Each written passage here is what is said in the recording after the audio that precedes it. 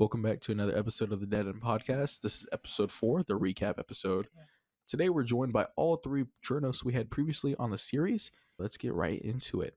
So I want you guys to kind of tell me about the experience and how this whole idea culminated. Like, give me the whole story of everything. This entire idea started off with just trying to highlight homelessness and resources around Rancho Cucamonga, and eventually we just kind of branched out into the rest of the Inland Empire here in San Bernardino County. Yeah, initially our project was more so based around why does Rancho Cucamonga not have any homeless people or very, very, very minimal amount. You know, you look around, you don't really see people that are homeless around here. And when we were headed in that direction, we just kept hitting dead ends, which is why the podcast is called the Dead End Podcast, because that project turned into something else, you know, which is what it is now. Yeah, everyone's path was so different, and it like led us into like a bigger tunnel. I mean, they gave us nothing, but we had to look farther and farther to try to find these resources. Yeah, it was very difficult just trying to find resources in general. To be fair, the county in San Bernardino is really huge. It's one of the biggest counties in all of California. So you would think resources would be more easily available, but they really are not. Mm-hmm. That makes total sense why you guys kind of made that pivot from going into seeing why there's so little homeless people in Rancho into eventually seeing that there's a real reason behind that, and that is the lack of resources that there is for those in need, right? So that's kind of the story how the topic started. Now that we're here, could you guys tell me about each experience that you guys had that kind of led you to the point that we are now, like the length of it all, the lack of resources, all the avenues you guys took, everything like that? Kind of give you the rundown. Well, the thing is, like, resources are technically provided by the city, not fully there, but even just trying to get info in general, I think from the county, Paul touches upon that. Yeah. Do you want me to touch on it now, or? Well, it's just like you said, it was really hard getting in contact with it. Yeah, like reaching out to the city of Rancho. I was redirected to the police, and the police couldn't offer me with anything. The Rancho City Police Department, they really couldn't offer me anything, and like we were saying earlier, it's kind of just it got bigger, and they kind of redirected me to San Bernardino County. I still couldn't really get anything from them. Yeah, and that just really goes to show that, like, they're redirecting him to the county, and these quote unquote resources are being provided by cities and the county. Like, it's something that is on their websites, and it's just like not very helpful at the end of the day. Yeah. Especially for me personally, who ended up visiting these shelters. I think the one we had the most hope for was like Foothill Family Shelter, which we actually got in contact a fair amount. At least me and Maria did. Yeah, so Foothill Family Shelter, the runaround that they gave us, you know, initially they're like, yeah, we'll talk to you, make an appointment, we will talk to you, and we'll get you answers to your questions. And it's just like they never followed through with that. It was very inconspicuous, just very strange because I came to them as a student journalist, so I don't really understand why their guard was up so high or why they just never got back to us on anything. Sounds very shady. Yeah, and even in Mhm. general, as I went in person, was given a card with a QR code. They're like, Mhm. schedule a meeting. We can probably fit you in somewhere so we can give you more information.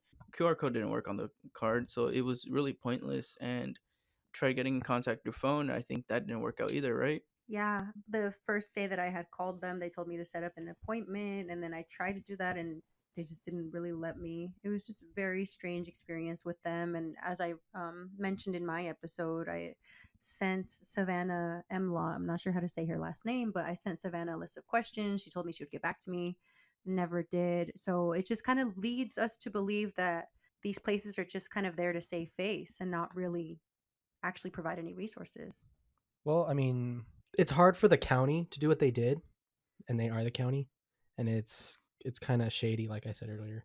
If the county's not responding to me, it's like, what time do they value? Like, what do they value right now? And I think they pick and choose on what they value when the records are sent in. Yeah, 100%. I mean, as kind of a small sidebar, what do you guys think is worse or more criminal almost, where the county with that has a lot more resources and not helping, or is it that local place like the Foothill Family Shelter not helping at all? Like, the Foothill Family Shelter has less demand and less resources That's as the worse. county has more resources and more demand. What is like worse? I think locally is worse, in my opinion. Yeah, I think locally is going to be worse just in general because a lot of homeless people don't travel. Like, why would you travel more than Yeah. 2 miles to get help? Hmm. And a lot of these places I ended up visiting, one was closed, another one was relatively close by, but it was a food bank. It wasn't really a shelter.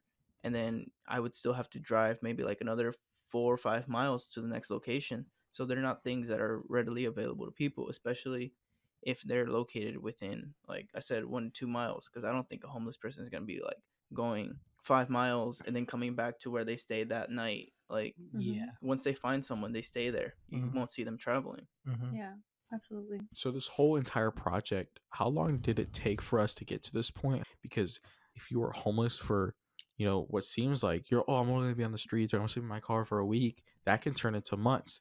And so maybe, these people in charge will be able to actually help us and get back to us in a timely manner so you can get off the streets. But it seems like in our experience, it took a long time. Do you guys have any specific numbers on how long it took? I'll go first. The records going back and forth for the city was a month, probably.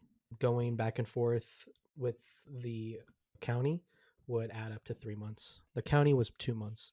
In total, it's around 3 months. Yeah, and this was Mm-hmm. mostly just trying to find any records This on was like, just, yeah, public records about the head count, like the number. yeah, head count. And then we did find eventually ourselves what Seminary County does, which is a head count.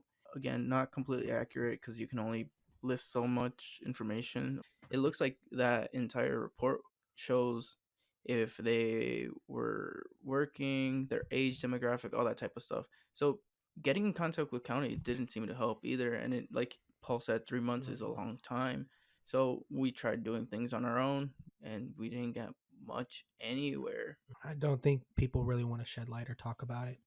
I don't think that's why we were getting any answers.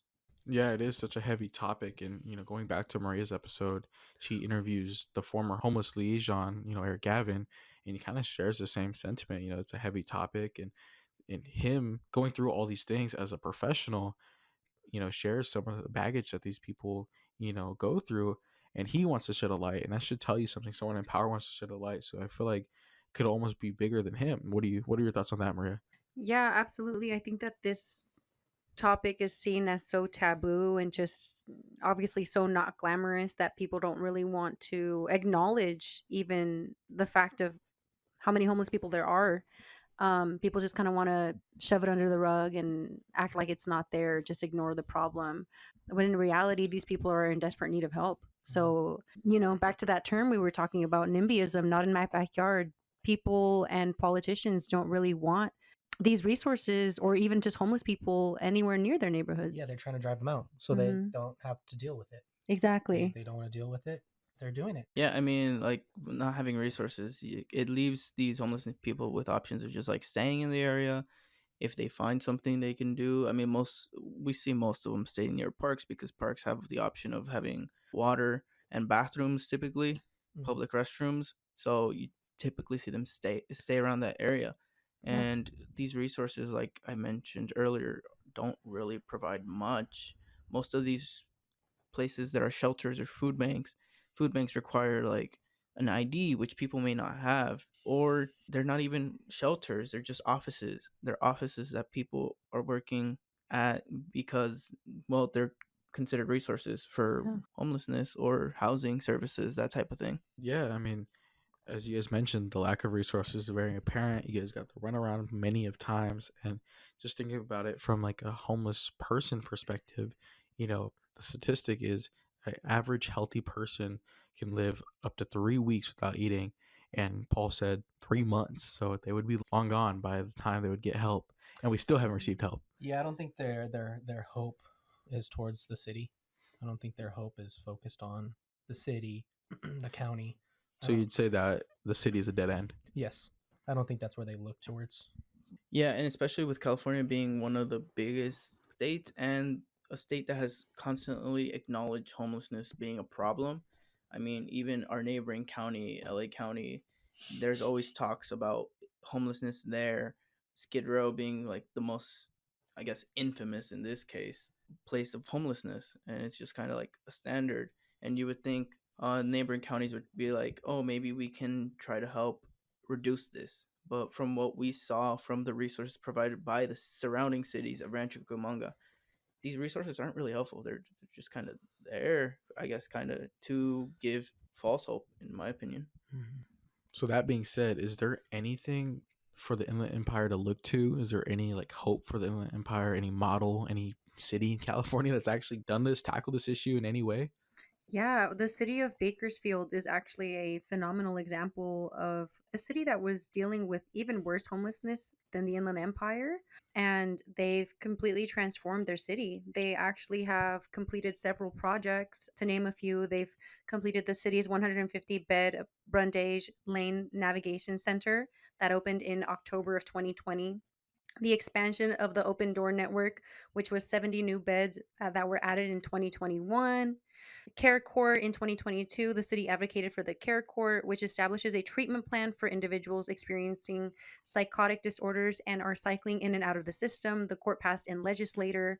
Just so many wonderful examples of this city taking initiative and addressing the issue head on. And all of this information is directly from the city of Bakersfield homelesshub.us, which is extremely easy to navigate in comparison to our county's website. San Bernardino County, you might want to take some notes because they've got actual resources where, you can click on a link and you'll probably get some help. Mhm. And it's so broad the way that that sounds. It's they're touching on every single thing a human will go through and goes through mental illness. They touch on that, and they're really trying to not just focus on just homelessness. They're really understanding that they are humans and they all have normal struggles, and they're really trying to touch on that, which is beautiful. I think that's really impressive that Bakersfield has actually tackled this issue and has done a pretty good job so far. This is good that there's a blueprint out there, and hopefully the Inland Empire can Yeah. follow this. All this being said, to kind of tie everything together, I want to ask you guys each individually, what is an overarching theme that you guys have learned from talking to each other and going through this experience that you want our listeners to take home?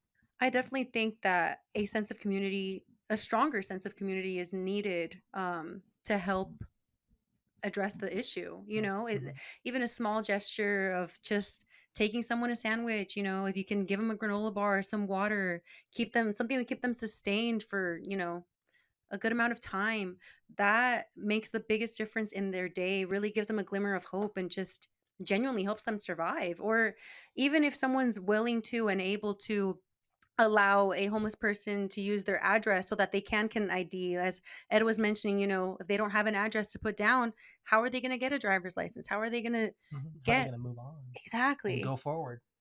And they don't get the help. exactly. I'll kind of add on to that too, is like turning a blind eye. The resources that are given, they turn a blind eye, and it affects them. I mean, they don't want to care, and I think that that's shocking, really. Yeah, I mean, going off of that, honestly, like these resources are not truly resources, as Yeah. mentioned prior multiple times at this point. I mean, if you don't understand that at this point, I don't know how. It's very minimal, and it's just like ignoring the problem. Like, yes, they're providing it on a website, but even if it's provided on a website, are they actually taking steps to actually help these people? And most of the time, it's not. You don't have an ID, you can't get food banks, or you just, in general, you don't want to give information like, oh, is there anything I need to do if I want to get help from here? Like, they don't want to give information. It's Mhm. just very difficult. Yeah, I Yeah. mean, So I definitely feel like individually I can do more and most people can do more. So I think it's really up to us to step into that power and help Mhm. these people out. Take a personal approach. Really put yourself in their shoes. It's very hard for people that are trying to make it. It's hard for someone that's actually reaching out and they have a personal connection to someone. yeah, empathy will go a long way. I mean, at the end of the day, we are a community, and the one who is supposed to be helping us, the people in power, the organizations that are in power, are not helping us, and that is obviously shown through all of you guys' experiences. So, sounds like to me that the overarching theme is to help one another. All of that being said, thank you guys for joining me throughout this journey, and that is the end of the Dead End podcast.